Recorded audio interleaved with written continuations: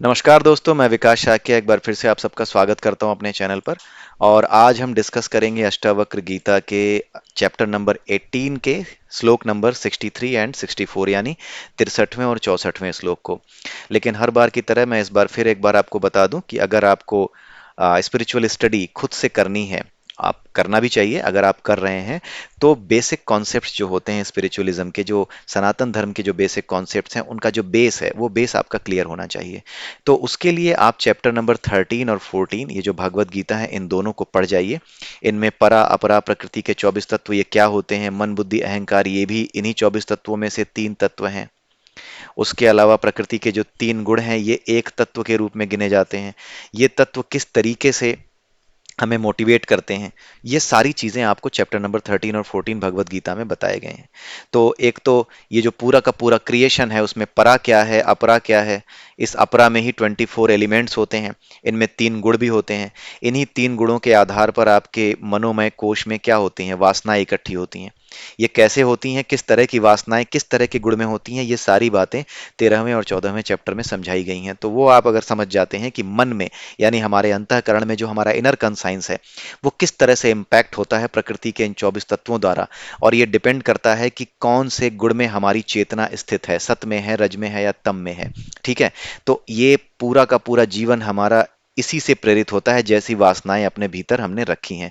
अगर हमारे भीतर वासना है किसी से बदला लेने की, तो होगा क्या कि ये सारी की सारी जो वासना है, ये हमें मोटिवेट करेगी कि इसका नुकसान करो। ठीक है। तो जो वासना होती है, जो हमारे मनोमय कोष में जो वासना है, मन में अंतःकरण में जो वासना है, उसी वासना के अंतर्गत हमें मोटिवेशन मिलता है। ठीक है। अगर हमें किसी से बदला लेना है, किसी का नुकसान करना है, हमें लग रहा है कि इस आदमी की वजह से मैं उस लेवल पे नहीं पहुंच पा रहा जिस लेवल पे मुझे होना चाहिए था, तो मैं क्या करूंगा। यही वासना, यही प्रेरणा किस में कन्वर्ट हो जाती है, यही प्रेरणा कन्वर्ट होती है कर्म में, एक्शंस में कन्वर्ट होती है। ठीक है। एक्शंस कुछ और नहीं है, एक्शंस हमारा सबसे बाहरी रूप है। सबसे पहले जो एक्शन होता है ना, वो हमारे मन में होता है। पहला एक्शन हमारे मन में होता है, और जो पहला एक्शन हमारे मन में होता है ना, वही हमारा वास्तविक कर्म होता है। वही हमारी प्रेरणा होती है। प्रेरणा ही कर्म है, प्रेरणा ही कर्म में परिवर्तित होता है। ठीक है। क्योंकि इस प्रेरणा को हम रोक नहीं पाते। किसी से बदला लेना है, तो अब क्या होगा, अब मैं वही करूंगा जो अंदर से मोटिवेशन आ रहा है। मोटिवेशन ये है कि ये तो नुकसान कर सकता है तेरा, तो एक काम कर, इसका नुकसान कर। इससे पहले कि ये तेरा नुकसान करे, तू इसका नुकसान कर, इसके खिलाफ साजिश कर, योजनाएं बना कि किस तरीके से इसे रोका जाए। इसकी बैक बाइटिंग कर, या इसके बारे में उल्टी सीधी बातें दूसरों से बोल, या इसके लिए एक माहौल बना जो कि नेगेटिव हो इसके लिए। ये सारी बातें यहां पर आती हैं। ठीक है। अब होता यह है कि जब बाहर का शरीर है, ये शरीर के जो पांच कोश हैं, इन पांच कोशों के बारे में भी आप जान लीजिए। सबसे बाहर का कोश अन्नमय कोश है, जो कि शरीर के हमारे शरीर में जो पांच तत्व हैं, पृथ्वी जल अग्नि वायु आकाश, जब तक ये शरीर या ये पदार्थ जो बाहर का कोश है, इन सारे एलिमेंट्स को धारण कर सकता है, यानी इनको धारण करने के बाद ये जीवित रह सकता है, तब तक ये शरीर बना रहता है। जैसे किसी आदमी की जान निकल गई, तो उसके बाद फेफड़े में देते रहो, उसको कितनी भी हवा देनी है देते रहो, वो जीवित नहीं है। उसको चाहे कितना भी आपको पीसीआर देना है, सीपीआर देना है, कुछ भी देते रहो, कोई फर्क नहीं पड़ता। ठीक है। वो मर चुका है। तो क्योंकि उसके अंदर अब धारण करने की क्षमता नहीं बची है। तो जब धारण करने की क्षमता नहीं बचती इन पांच तत्वों को, तब ये बाहर का शरीर जो अन्नमय कोश कहा जाता है, ये समाप्त हो जाता है। ये क्या है, ये पदार्थ है, ये मटेरियल है, इसको मैटर कहते हैं। ठीक है। उसके बाद क्या होता है, अंदर का प्राणमय कोश है, फिर मनोमय कोश है, फिर ज्ञानमय कोश है, फिर सबसे अंत में आनंदमय कोश है। इसी आनंदमय कोश के भीतर, जिसे हृदय आकाश भी कहते हैं, इसी के भीतर आत्मा का निवास है। इसी के भीतर आत्मा, यानी वो मुख्य ऊर्जा, जो परम ऊर्जा का हिस्सा है, वही मुख्य ऊर्जा इस आनंदमय कोश के भीतर रहती है। और इस आनंदमय कोश में स्थित ऊर्जा के ऊपर ना तो किसी तत्व का प्रभाव पड़ता है, ना किसी गुण का प्रभाव पड़ता है। ठीक है। होता यह है कि जब ऊपर का पदार्थ समाप्त हो जाता है, तो भीतर के ये जो चार कोश हैं, ये क्या बन जाते हैं, इन्हीं जो चार, ये जो चार कोश है ना मिले हुए, यही चार कोश मिलकर के क्या कहे जाते हैं, इन्हीं को कहा जाता है जीवात्मा। यही जीवात्मा क्या होती है, एक एनर्जी जो होता है ना, एक एनर्जी पुंज, ऊर्जा पुंज जिसको कहते हैं। ठीक है। यही एनर्जी पुंज किसमें कन्वर्ट होता है, एक नए मैटर में कन्वर्ट हो जाता है। जैसी वासना है, जैसी एनर्जी है, वैसा मैटर मिलेगा। ठीक है। तो ये जो कन्वर्जन होता है एक रूप से दूसरे रूप में, यानी एक जीवन से दूसरे जीवन में, ये कोई ऐसी चीज नहीं है जिसे पाखंड कहा जाए या कपोल कल्पना कहा जाए। ये आप बड़े अच्छे से जानते हैं, इसको आप महसूस कर सकते हैं, आपने इसको पढ़ा भी है। आपने जो पढ़ा है ऊर्जा संरक्षण का सिद्धांत, the principle of conservation of energy, कि energy can never be created, it can never be destroyed, यही तो पढ़ा है। It can only be converted from one form to other form, ये केवल एक रूप से दूसरे रूप में परिवर्तित हो सकती है, ये परिवर्तित हो जाती है। जिस मैटर में ये एनर्जी अपने आप को व्यक्त नहीं कर सकती, उस मैटर में ये एनर्जी काम नहीं करती, ठीक है, उसका फ्लो टूट जाता है। उसको फिर दूसरे रूप में जब तक आप नहीं ढालेंगे तब तक वो नहीं दिखाई देगी आपको, ठीक है। पानी की जो गतिज ऊर्जा है, जब वो टरबाइन पे चलती है तो विद्युत ऊर्जा पैदा करती है, इलेक्ट्रिसिटी पैदा करती है। वही ऊर्जा जो पहाड़ों से पानी के रूप में गिर रही है, वो सब हमारे घरों में किस रूप में आ रही है? ट्यूबलाइट के रूप में, एक प्रकाश के रूप में आ रही है। और वो प्रकाश किस प्रकार से व्यक्त हो रहा है, वो ऊर्जा किस प्रकार से व्यक्त हो रही है? ट्यूबलाइट के रूप में व्यक्त हो रही है। ट्यूबलाइट एक क्या है? एक मैटर है, एक फ्लोरिसेंट, जो फ्लोरिसेंट ट्यूब होती है, उस एक पदार्थ से बनी हुई ट्यूब है। उसमें व्यक्त कैसे हो रही है ऊर्जा? प्रकाश के रूप में व्यक्त हो रही है। तो ठीक इसी तरीके से ये जो भी ऊर्जा हमारे भीतर है, जिसके अनुसार हमारा शरीर चल रहा है, जब ये शरीर मर जाता है, ये ऊपर का हिस्सा जब समाप्त हो जाता है, तो भीतर के ये चारों कोष फिर भी समाप्त नहीं होते। इन्हीं को जीवात्मा कहा जाता है। यही जीवात्मा क्या होती है? ये एनर्जी है, ये एक नया जो है मैटर खोजती है। हर एक ऊर्जा, कोई भी एनर्जी हो, उससे एसोसिएटेड एक वेव होती है। और जब वेव की बात होती है तो उसकी एक फ्रीक्वेंसी भी होती है। और जब फ्रीक्वेंसी की बात होती है तो वहां ट्यूनिंग की भी बात होती है। आपने रेडियो चलाया होगा ना, फिर आप एफएम चलाते हैं तो आप ट्यून करते हैं, तो जब वो फ्रीक्वेंसी मैच कर जाती है तभी वो स्टेशन आपके रेडियो पे बजने लगता है। ठीक इसी तरीके से हमारा पूरा का पूरा क्रिएशन हमेशा ऑटोमेटिक वे में ट्यून कर रहा है हम लोगों को। जैसे ही इससे बाहर निकलते हो, इस मैटर से, जिसको शरीर कहते हैं, उस मैटर से बाहर निकलते ही ये पूरी की पूरी जो एनर्जी है ना, ये जो ऊर्जा पुंज है, ये एक, इसकी एक फ्रीक्वेंसी है। यही फ्रीक्वेंसी मैच जहां कर जाती है, वहीं आपका जन्म हो जाता है, वही उसी एक नए मैटर में आप फिर से आ जाते हैं। अब होता यह है कि जो कुछ आप इस जन्म से लेकर के गए हैं, इसको एक माहौल चाहिए। ये एक तरीके से बीज होता है। जैसे खेतों में बीज बोए जाते हैं ना, उन बीजों को बोने के बाद आप ये सोचते हैं कि जब तक उचित माहौल नहीं आएगा, आप समय पे ही बोते हैं बीज को, ठीक है। जो खरीफ के सीजन में फसलें बोई जाती हैं, उसको रबी के सीजन में नहीं बोते, ठीक है। तो जैसे समय आता है, उस समय के हिसाब से ये बीज बोए जाते हैं और तभी ये फल देते हैं, तभी ये फल में कन्वर्ट होते हैं, तभी ये फसल के रूप में सामने आते हैं, ठीक है। तो ये जितनी भी चीजें हैं, प्रकृति के जो नियम हैं, ये हर जगह लागू होते हैं। तो ये जो कुछ आप इस जन्म से ले करके मनोमय कोश में, अंतःकरण में जो वासनाएं लेके जा रहे हैं, कि आप दूसरों से चिढ़ते हो, दूसरों से जलते हो, दूसरों को आगे बढ़ता देख नहीं सकते, अपने आप को ज्यादा लगाते हो, दूसरों की सुनना नहीं है, कान बंद है मुंह खुला है, इस तरह के काम अगर आप करते हो, तो ये सारी प्रवृत्ति आप ले करके जाते हो। लेकिन जा करके किसमें घुसते हो? एक नए शरीर में, जो कि एक बच्चे का होता है। अब होता यह है कि इन वासनाओं को जो आप पिछले जन्म से लेके आए हो, इनको एक माहौल चाहिए। बिना माहौल के ये अपना काम नहीं कर पाएंगे, ठीक है। अब क्योंकि बच्चा इतना ज्यादा मजबूत नहीं होता कि इन वासनाओं को, दूसरों से द्वेष करने की जो बात है, दूसरों का नुकसान करने की जो बात है, ये वासनाएं उसके अंदर प्रकट नहीं हो पाती। क्यों? क्योंकि उसके शरीर में ताकत नहीं है, उसके शरीर में अभी हार्मोन्स इतने मजबूत नहीं है, अभी उसके विचार, क्योंकि उसका जो मनोमय कोश है, ये तो सब दबे हुए हैं, इसलिए दबे हुए हिस्से को तो कुछ नहीं कर पा रहा। लेकिन दबे हुए हिस्से के अनुसार अगर देखा जाए, इसीलिए बच्चों को भगवान का रूप कहा जाता है, कि पुराने जन्म से जो लेकर के आया है ना, वो तो दबा हुआ है, उसके अलावा बाकी सब खाली है। यानी कुल मिलाकर के इसकी ऊर्जा उसी ऊर्जा के बराबर है जो कि निर्गुण है, जो तीनों गुणों से परे है, त्रिगुणातीत है, क्योंकि बाकी वासनाएं तो दबी हुई हैं। इसी वजह से ये त्रिगुणातीत जो बच्चा होता है, वो भी त्रिगुणातीत हो जाता है। क्यों? क्योंकि जो शरीर में, मनोमय कोश में जो वासनाएं हैं, उनको तो उठने का समय नहीं मिल रहा है, तो लेकिन उठने का समय नहीं मिल रहा है, एक तरीके से वो दबी हुई हैं, उनका कोई असर नहीं है, तो उसका मनोमय कोश क्या है? बिल्कुल खाली है। इसी वजह से क्या होता है कि वो जो है बिल्कुल शुद्ध होता है, जो बालक होता है, बच्चा जो होता है, बिल्कुल शुद्ध होता है। इसीलिए बचपन से बच्चों को संस्कार देने का काम सबसे इंपॉर्टेंट चीज माना जाता है। 1 वर्ष से लेकर के 25 वर्ष की उम्र तक का समय बहुत इंपॉर्टेंट है बच्चे के लिए। उस समय अगर आपने उसे सही संस्कार दे दिए, तो ये जितनी चीजें पिछले जन्म से लेकर के आया है, ये सब दब जाएंगी, सब समाप्त हो जाएंगी। इस जन्म में ये प्रकट नहीं हो पाएंगी, इन्हें जला देगा ये। ये खुद समाप्त कर देंगे। उसके जो संस्कार हैं, बचपन से ही उसे मंदिर ले जाइए, बचपन से ही उसे सही चीजें सिखाइए, बचपन से ही उसे आध्यात्मिकता में जोड़िए, बचपन से ही उसे सेवा के भाव के साथ जोड़िए, ले जाइए। सिख हैं तो गुरुद्वारे ले जाइए, वहां जाकर के सेवा करवाइए ताकि अहंकार ना आने पाए। इसी तरीके से यदि आप हिंदू हैं तो मंदिर ले जाइए, वहां जाकर के सेवा करवाइए ताकि अहंकार ना आने पाए।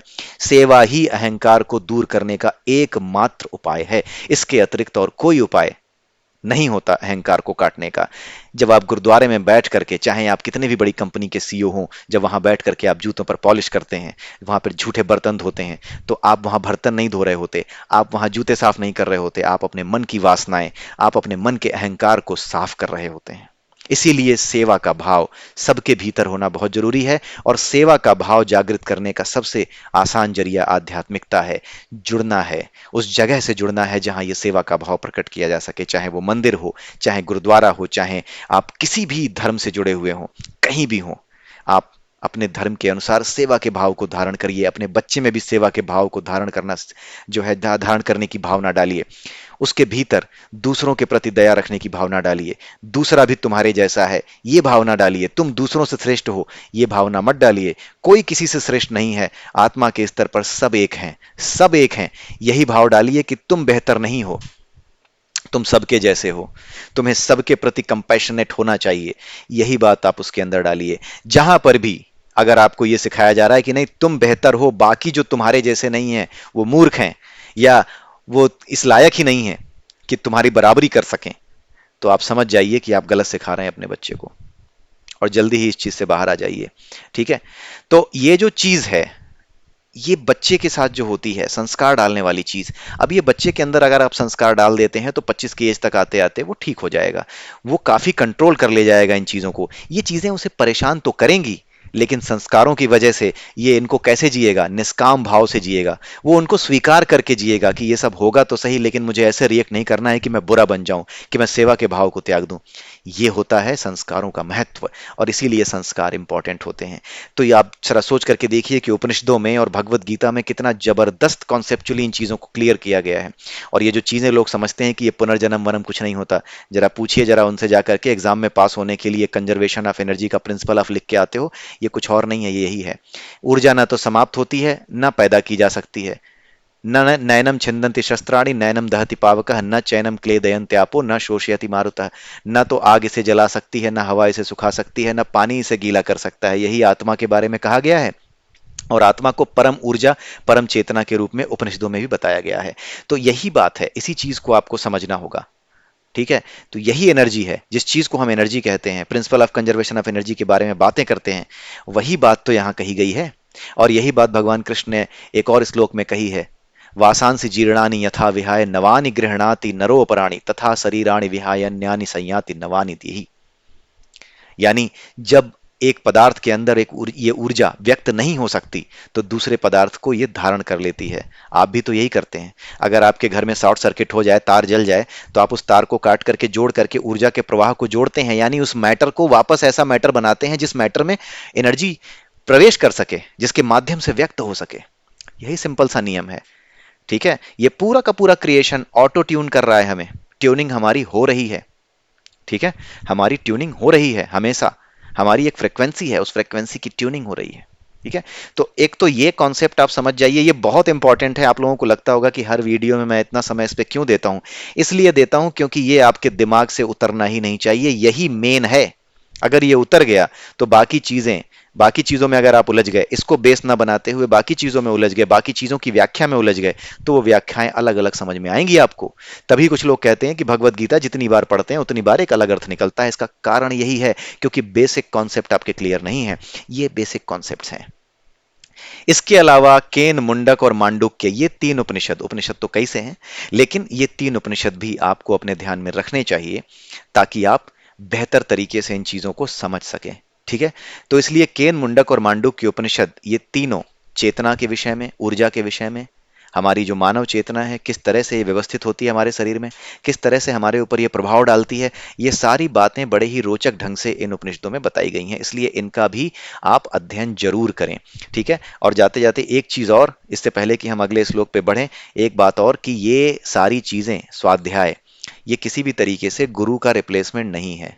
जिस तरीके से आप फिजिक्स केमिस्ट्री की कितनी भी अच्छी बुक पढ़ ले जाएं, लेकिन जब तक आप लेबोरेटरी में नहीं जाएंगे और किसी अध्यापक के संरक्षण में आप खुद प्रयोग करके नहीं देखेंगे, और जब प्रयोग करेंगे तो उस समय जो कठिनाइयां आएंगी, उन कठिनाइयों को जब अपने गुरु के माध्यम से जब तक उन्हें आप हल नहीं करेंगे, अपने कॉन्सेप्ट्स को ब्रश अप नहीं करेंगे, तब तक बिना अभ्यास के आपको न कोई वैज्ञानिक बना सकता है, न गणितज्ञ बना सकता है।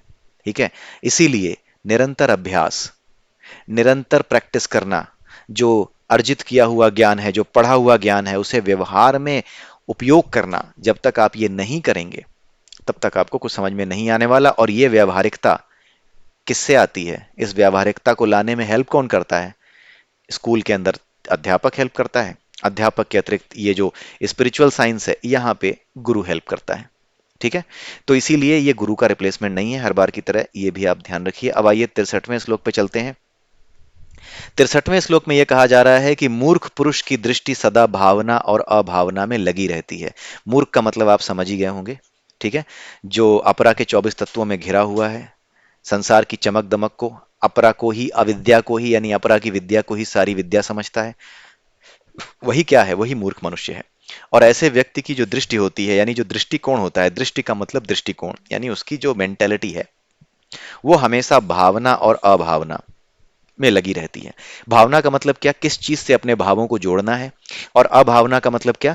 किस चीज से अपने भावों को नहीं जोड़ना है। अब जैसे जो आदमी स्पिरिचुअलिज्म को फालतू समझता है, वो क्या कहता है?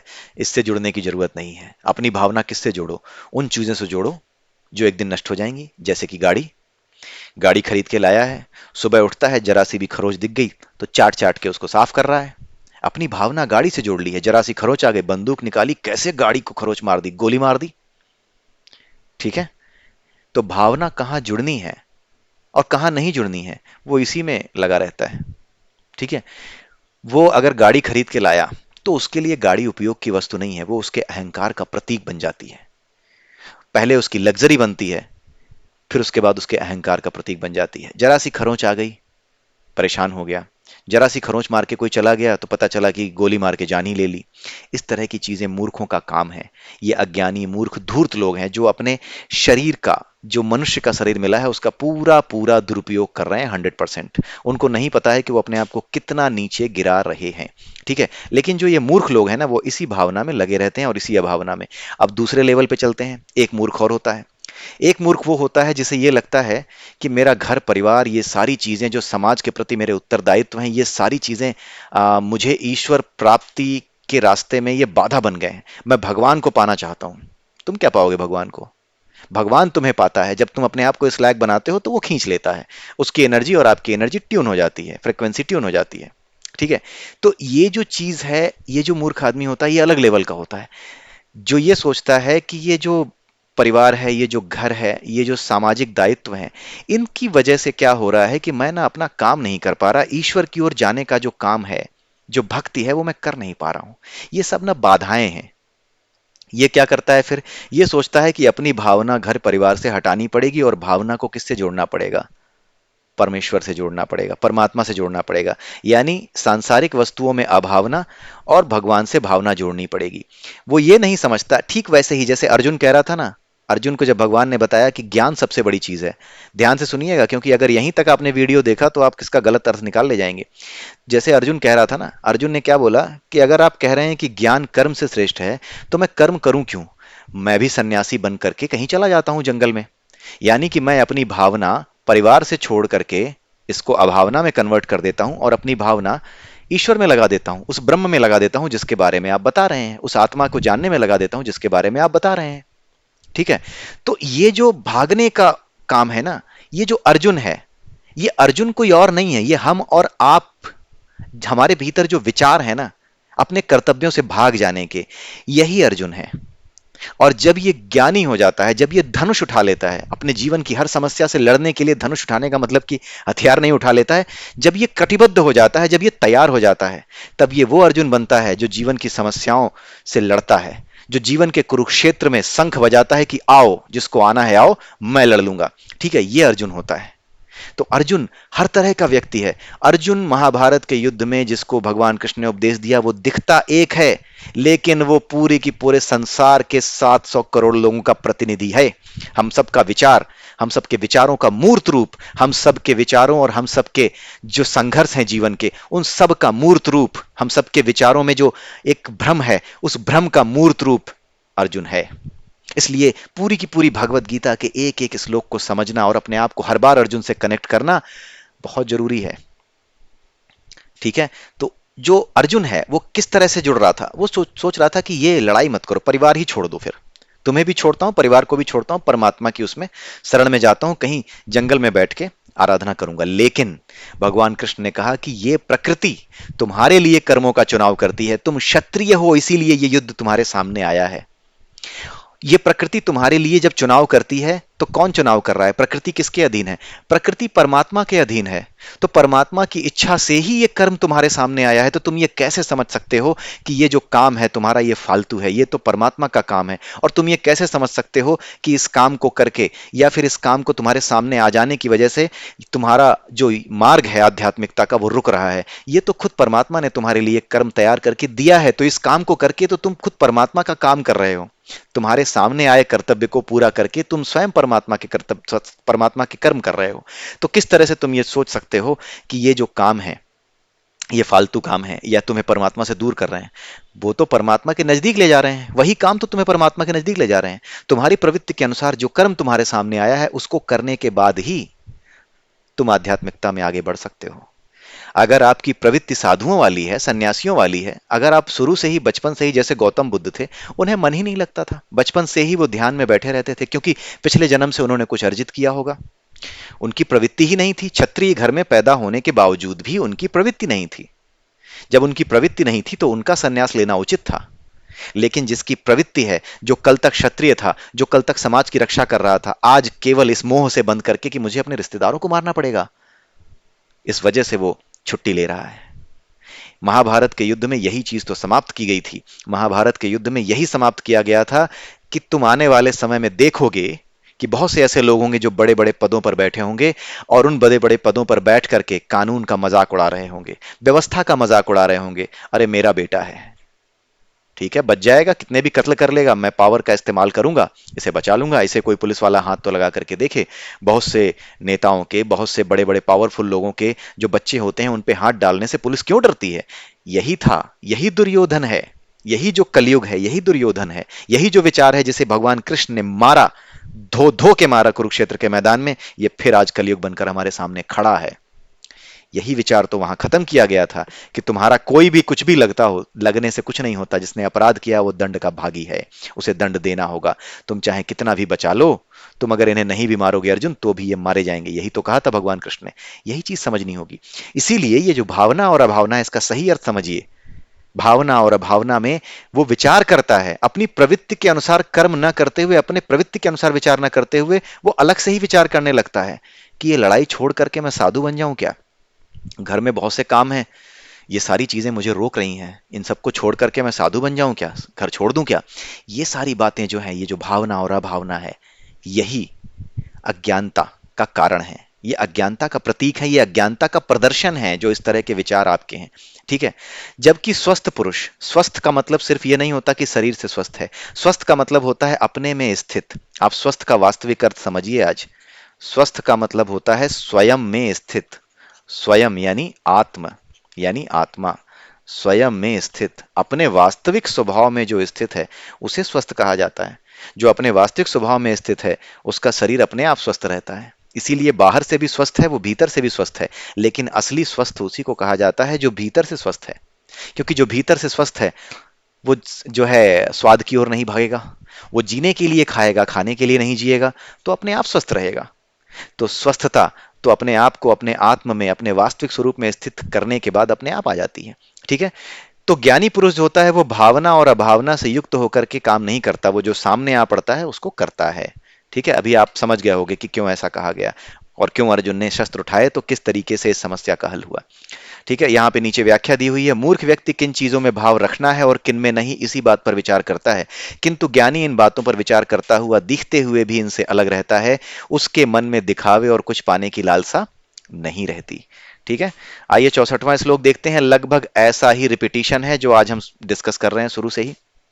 ठीक है, जो मुनि बालक के समान व्यवहार करता है एवं कामना रहित होकर कर्मों का आरंभ करता है, उस शुद्ध स्वरूप को क्रियमाण कर्म यानी पहले किए गए कर्म भी लिप्त नहीं करते।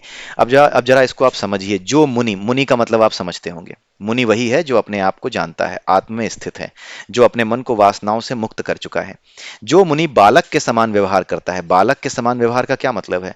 बच्चा अकारण ही हंसता है, उसको मतलब नहीं है कि मेरे सामने जो खड़ा है वो अपने मन में मेरे लिए कैसे भाव रखे हुए है, मुझसे जल रहा है या मुझे नुकसान पहुंचाने आया है। बस मेरे सामने खड़ा हो गया है और उसे देख करके अगर उसे आनंद मिलता है, वो कुछ कहना चाहता है, तो वो उसे क्या कहता है? हाथ बढ़ा करके उसे बुलाता है। जो भी तोतली बोली में बोल सकता है या नहीं बोल सकता, उस तरह के मनोभावों से उसके सामने प्रकट होता है, खड़ा होता है बच्चा उसके सामने, उससे कहता है कुछ, या फिर खिलखिला के हंसता है उसे देखकर अकारण ही, क्योंकि ये उसका स्वभाव है। क्यों ऐसा स्वभाव क्यों है? क्योंकि उसके जो पिछले जन्म से जो वासनाएं आई हैं वो क्या हैं? वो दबी हुई हैं। अभी उनको उठने में समय लगेगा। अभी 18-20 साल का होते होते जब तक उसके सारे एंजाइम्स, जब तक उसके सारे के सारे जो हॉर्मोन्स हैं एक्टिव नहीं होंगे, तब तक उसके भीतर ये जो वासनाएं हैं ये वापस जमीन नहीं बना पाएंगी, ये फल नहीं बन पाएंगी, ये पेड़ नहीं बन पाएंगी, वृक्ष नहीं बन पाएंगी। तो इसी वजह से वो क्या होता है, क्योंकि उसकी उसका मनोमय कोश क्या है? वो शुद्ध है, बिल्कुल खाली है, इसलिए वो बालकों के समान बिल्कुल एकदम ऐसा लगता है जैसे अकारण ही हंस रहा है। बिल्कुल शुद्ध हंसी है उसकी, उसके मन में कोई द्वेष नहीं है। ठीक है, और बिना किसी इच्छा के जब कर्मों का आरंभ करता है कोई व्यक्ति, जो बालकों के समान यानी अपने मन को साफ रखते हुए, बालकों के समान का मतलब यही है कि अपने मन को साफ रखते हुए जो आदमी काम को शुरू करता है, तो उस आदमी को ज्ञान जब हो जाता है, ठीक है, जो ज्ञानी है वही ये कर सकता है कि बालकों के समान बिना कारण ही किसी की मदद करे।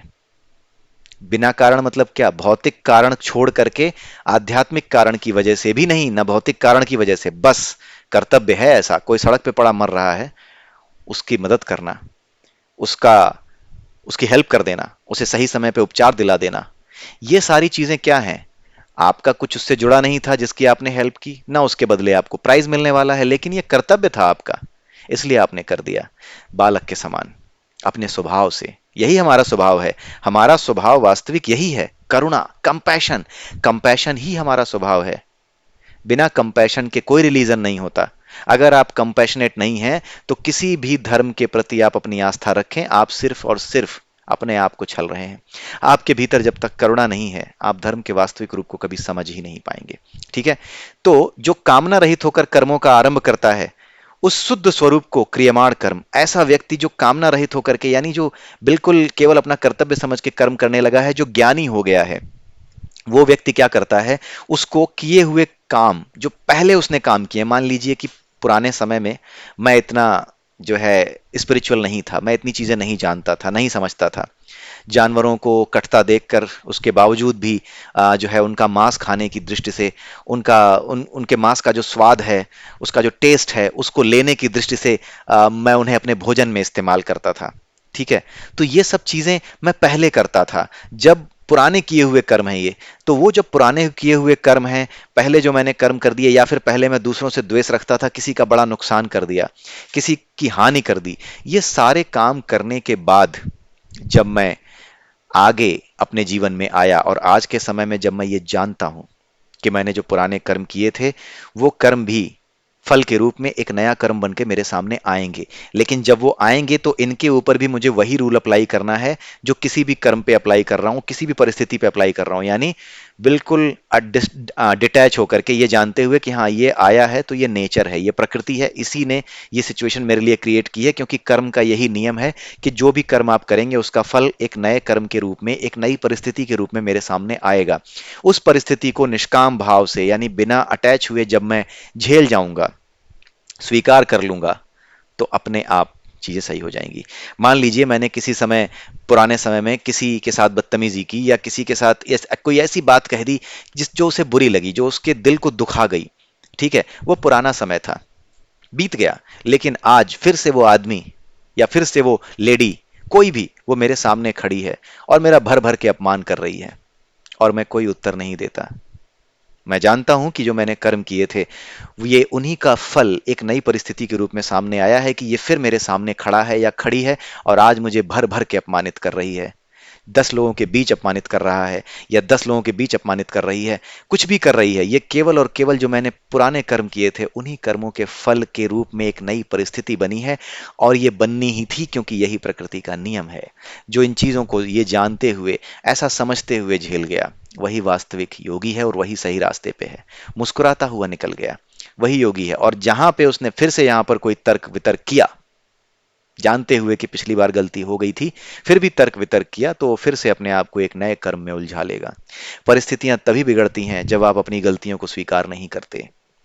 अगर आप इन गलतियों को स्वीकार करके मुस्कुरा के आगे निकल जाएं कि हाँ, ये तो होना ही था, क्योंकि प्रकृति का ये नियम है कि आपने अगर किसी का बुरा किया है तो कभी तो वो आपके सामने आएगा। आज आप किसी को दबा के देखिए, किसी रिक्शे वाले को, जो आप करोड़पति हैं, मान लीजिए आपने किसी रिक्शे वाले को पटक पटक के मारा, उसके रिक्शे को भी तोड़ दिया और पुलिस वाले को भी मतलब थोड़े पैसे दे दिए, खरीद लिया किसी को। मैं ये नहीं कह रहा कि पुलिस वालों को खरीदा जा सकता है, डोंट टेक इट अदरवाइज। मैं सिर्फ एक बात बता रहा हूं कि भ्रष्टाचार की दृष्टिकोण से ऐसी चीजें कई बार होती हैं, हो सकती हैं। तो अगर आपने ऐसा कर भी लिया आज के समय में, कल, आने वाले कल में जब इस संसार में परिस्थितियां बिगड़ेंगी, जब आपका करोड़ों का घर धूल में मिल जाएगा, जब आपके करोड़ों के घर पे हमले होंगे, जब देशों में, जैसे आपने यूक्रेन और रूस में देखा होगा कि लोग अपने करोड़ों की संपत्ति को छोड़ छोड़ करके भागने को मजबूर हो गए, ऐसी परिस्थितियां पूरे संसार में कहीं भी बन सकती हैं। आप ये मत मानिए कि जो आपने कर लिया वो सदैव रहेगा, जरूरी नहीं है। जिस दिन परिस्थितियां बिगड़ेंगी, आप भी सड़क पर जब आओगे तो वही रिक्शे वाला जब दोबारा मिलेगा तो आपकी कॉलर पकड़ के आपसे पूछेगा, क्या हाल है तुम्हारे। इसीलिए सबके प्रति कंपैशनेट रहिए, यही है। तो जो व्यक्ति ये जान जाएगा, ये दुख आने पर, कि मैंने पहले बहुत बुरा किया था लेकिन आज ये जो कॉलर पकड़ रहा है ना, ये होना ही था, यही प्रकृति का नियम है। जब ये इसे स्वीकार कर लेगा और उसे नमस्ते करके उससे क्षमा मांग के निकल जाएगा कि भाई हो सके तो मुझे माफ कर देना, वही ज्ञानी है। और जो फिर उससे उलझ गया या फिर उसने सोचा कि रुक जा बेटा, कुछ और भी करूंगा, तभी वो उलझा लेगा, अपने लिए मुसीबतें खड़ी कर लेगा। तो इस बात को समझिए, आज का जो ये वीडियो है बहुत इंपॉर्टेंट है। इसमें व्यावहारिकता ज्यादा है आज के वीडियो में, और स्पिरिचुअलिज्म और व्यावहारिकता दोनों जब जुड़ जाती हैं, तभी आप वास्तविक रूप में फिलॉसफी को समझ पाते हैं। कोई फिलॉसफी ऐसी नहीं है जो व्यावहारिकता में उतर ना सके, और जो व्यावहारिकता में उतर ना सके ना, वो फिलॉसफी नहीं है, वो केवल एक पॉलिटिकल मक्कारी मात्र होती है और कुछ नहीं। ठीक है, उसके आगे मैं कुछ नहीं कहना चाहूंगा। तो आइए इसको आप देख लीजिए, जो मैंने डिस्क्रिप्शन यहाँ पे दिया है उसको जरा पढ़ लीजिए। बालक केवल अपने आनंद के लिए स्वभाव से ही किसी काम को आरंभ करता है और उसके लिए कोई योजना, कोई वासना उसके मन में नहीं होती। वैसे ही जो स्वयं को जान गया वो आनंद स्वरूप होकर सामने आ पड़े कर्म को कर देता है, क्योंकि वो जानता है कि हमारे लिए परिस्थितियों का निर्माण वास्तव में प्रकृति ही करती है और हमें उन परिस्थितियों में कैसा निर्णय लेना है, बस वही हमारा कर्म है। ऐसे व्यक्ति के बीत चुके कर्मों के फल नई परिस्थिति बनकर फिर सामने आते हैं, किंतु ज्ञान होने के कारण वो इन सब परिस्थितियों पर योगी की भांति निष्काम भाव से प्रतिक्रिया देता है। आई होप कि आपको ये बड़े अच्छे से समझ में आ गया होगा। नहीं आया होगा तो बताइएगा, हम यहाँ पर फिर से डिस्कस कर लेंगे। इसी के साथ आज का मैं वीडियो समाप्त करता हूँ। ठीक है, लंबा हो रहा है थोड़ा सा, इसलिए यहाँ पर इसको रोकना जरूरी है। तो इसी के साथ आप सबसे विदा लेता हूँ। जय सिया राम, जय श्री कृष्णा, जय श्री राधे।